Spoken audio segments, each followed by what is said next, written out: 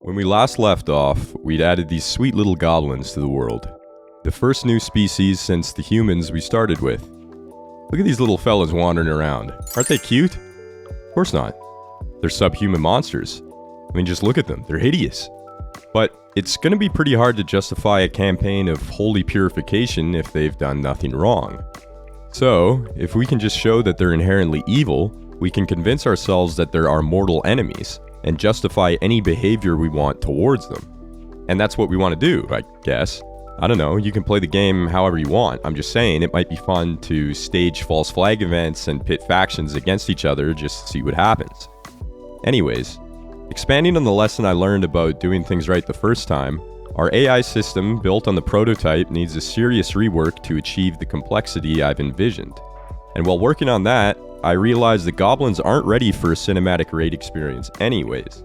I'd like to have them form war parties with members serving different roles, but it's hard to visualize that when the goblins all look the same and they don't even wield any weapons.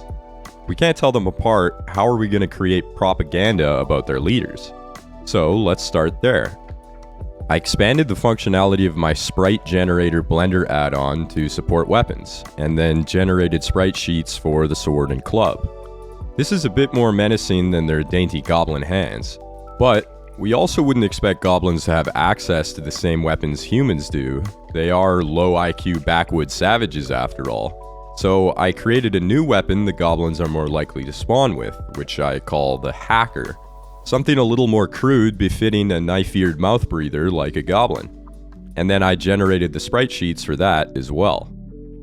This really made me realize how much more efficient the new tool is. Generating sprite sheets for new weapons and animations used to be a real time suck, and now the only limitation is actually modeling the item. Excited about this prospect, I went a little hog wild making equipment for the goblins. Now, as I've said before, I'm hardly a professional 3D artist, but keep in mind these models have way more detail than they really need anyways because they're transformed into teeny tiny little sprites. I made this leather cap, and then this metal helm. And when I made the goblins, if you recall, assuming you've even watched my other videos, I changed the location the limbs are split. Now I get to see how that looks, and I'm satisfied with the results. I made this low-quality loincloth armor, which wouldn't have been possible with the old method of splitting limbs, since the shoulder used to belong to the arm and not the torso. Then I created this higher quality leather armor to add some variety. Here, with the new way of splitting limbs, the armor can include a tassette that extends down the legs, avoiding the assless chap look the humans had with the old limb division. Then I made these bracers, since I wanted at least one piece of equipment for each slot. And finally, these boots, completing the goblin chic aesthetic. Very modern, very sexy. Now that we can tell these goblins apart, the last thing we need to do is add support to our severed limbs for new races. Currently, human arms and legs are flying off of our little green friends, since dropped items use these different quasi-3D sprite sheets. I generated a new one for the goblin limbs and then added some code to support race-based decapitations, and we're good to go. Now let's run a little simulation event with our old AI, and we can create a list of behaviors we'd like to support with the new system. That way, after it's finished, we can compare the two and see how much more interesting we've made things with the new system. We're going to spawn a couple of groups of goblins in the corner of the map. In the future, these will actually be sourced from a location in the world with a logical explanation rather than magically appearing at the edge of the map, but that won't be possible until we're generating proper worlds instead of these ugly test maps. And then we can just tell the goblins to walk towards the center of town and see what happens. Right away, I don't like how they approach in these single file lines, or how nonchalantly they're moving. I'd like to see goblins performing a raid with their weapons already drawn and running towards combat, scattering as they enter town. Certain characters should behave as party leaders with their companions walking in a formation around them.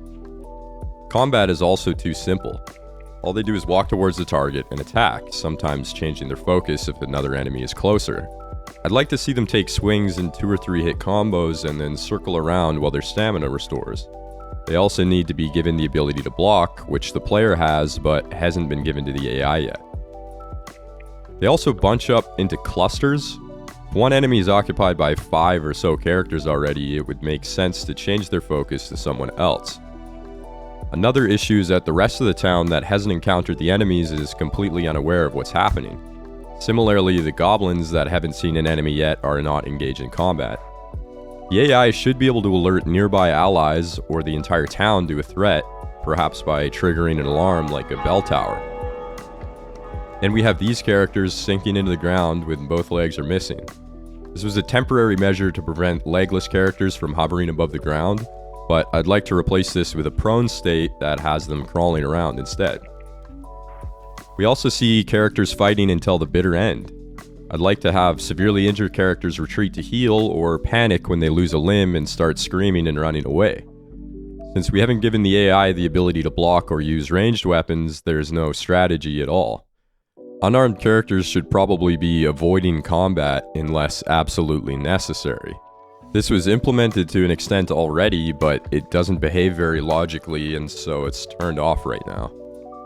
I'd also like to have factions attempt to rescue downed teammates by carrying them off to a safe place and dressing their wounds. And finally, there's a few bugs we need to iron out to get it looking perfect. Characters rapidly changing directions when facing something diagonal, pathfinding sometimes being stuck on walls, mobs are facing the wrong direction with their weapons drawn. There's definitely some stuff to figure out, but even in its current state, it's pretty entertaining to watch, and I'm excited to see it become a fully fledged simulated experience so we can witness a Goblin equivalent of 9/11.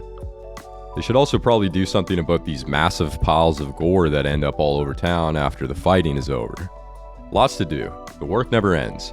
So, I'll see you all next time, and if you made it this far, go ahead and like the video, or comment, or subscribe, or direct message insults to me on Discord.